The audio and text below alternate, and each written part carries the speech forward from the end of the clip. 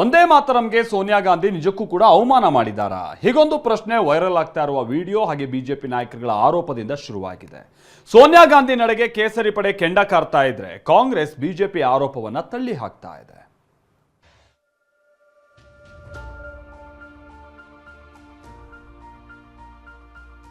कांग्रेस की नेत्री सोनिया जी ने गांड रोकने का कहा.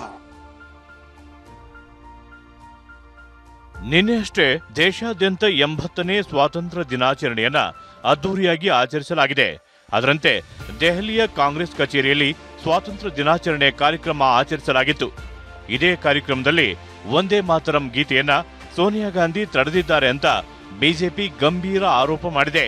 ಟ್ವೀಟ್ ಮೂಲಕ ಸೋನಿಯಾ ಗಾಂಧಿ ವಿಡಿಯೋ ಹಂಚಿಕೊಂಡಿದ್ದ ಬಿಜೆಪಿ ವಂದೇ ಮಾತರಂ ಗೀತೆ ಅಂದ್ರೆ ಅವರಿಗೆ ಇರಿಸು ಮುರಿಸು, ಸೋನಿಯಾ ಅವರು ಹಾಡನ್ನ ನಿಲ್ಲಿಸುವಂತೆ ಸನ್ನೆ ಮಾಡಿದ್ರು. ರಾಹುಲ್ ಗಾಂಧಿ ಕೂಡ ಹಾಡು ಹಾಡುವಾಗ ವಿಚಲಿತರಾಗಿದ್ರು ಅಂತ ಆರೋಪಿಸಿದೆ.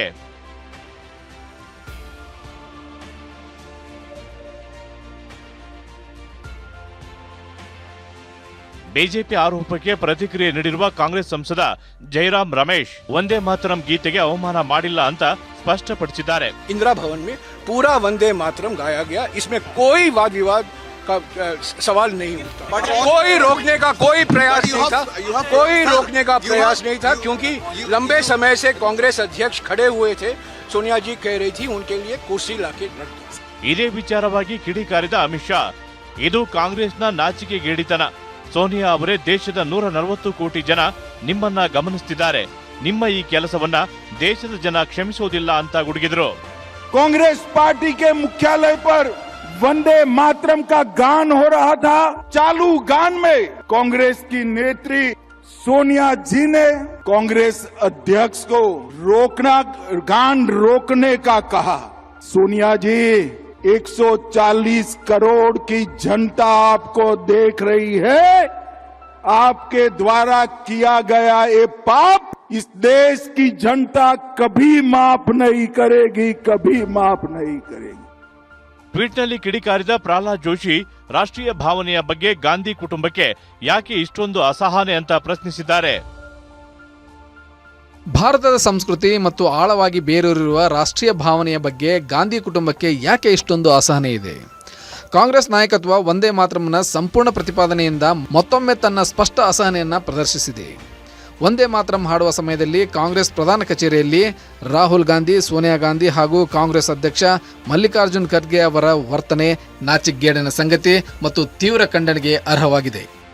ಸೋನಿಯಾ ಗಾಂಧಿ ನಡೆಗೆ ರಾಜ್ಯ ಬಿಜೆಪಿ ನಾಯಕರು ಹಾಗೂ ಕುಮಾರಸ್ವಾಮಿ ಕಿಡಿಕಾರಿದ್ದಾರೆ. ಅವ್ರ ಮೈಂಡ್ ಸೆಟ್ ಗೊತ್ತಿದೆ ನಮಗೆಲ್ಲ.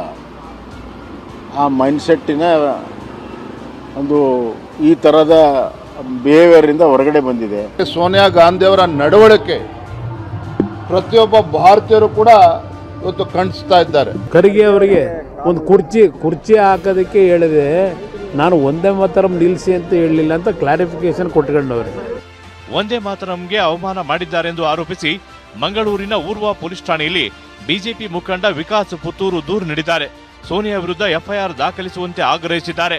ಇಷ್ಟೇ ಅಲ್ಲ, ಮಲ್ಲೇಶ್ವರಂನಲ್ಲಿರುವ ರಾಜ್ಯ ಬಿಜೆಪಿ ಕಚೇರಿ ಮುಂಭಾಗ ಬಿಜೆಪಿ ಯುವ ಮೋರ್ಚಾ ಕಾರ್ಯಕರ್ತರು ಕ್ಯಾಂಡಲ್ ಹಿಡಿದು ಪ್ರತಿಭಟನೆ ನಡೆಸಿದ್ದಾರೆ. ಸೋನಿಯಾರನ್ನ ಬಂಧಿಸಬೇಕು, ಸೋನಿಯಾ ಕ್ಷಮೆಯಾಚಿಸಬೇಕು ಅಂತ ಒತ್ತಾಯಿಸಿದ್ದಾರೆ. ಗದಗ, ಕಲಬುರಗಿಯಲ್ಲೂ ಪ್ರತಿಭಟನೆ ನಡೆದಿದೆ.